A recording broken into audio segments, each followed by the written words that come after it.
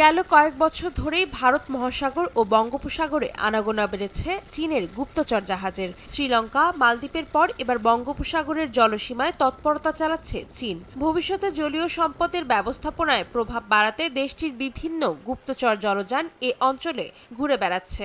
এরই অংশ হিসেবে গেল প্রায় এক মাস ধরে বঙ্গোপসাগরে একটি চীনা গুপ্তচর জাহাজ অবস্থান করছে বলে জানিয়েছে ভারতীয় গণমাধ্যম হিন্দুস্তান টাইমস।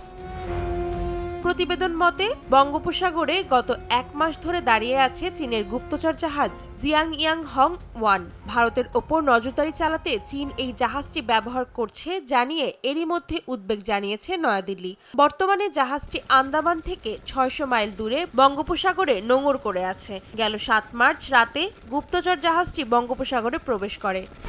১, ২, ৩ ঢাকায় জমি জিতে নিন ১০০% ক্যাশব্যাক সহ ২০ কোটি টাকার পুরস্কার।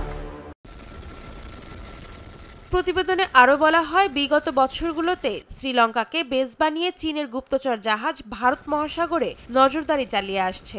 জাহাজের মাধ্যমে সমুদ্রের ম্যাপিং সহ বিভিন্ন তথ্য সংগ্রহের কাজ করছে চীন। ভবিষ্যতে এসব তথ্যের ভিত্তিতে জলসীমার দখল ও সমুদ্র সম্পদ ব্যবস্থাপনায় প্রভাব বিস্তারে ভালো অবস্থানে থাকার চেষ্টা চালাচ্ছে দেশটি। অন্তরা সেন, সময় সংবাদ।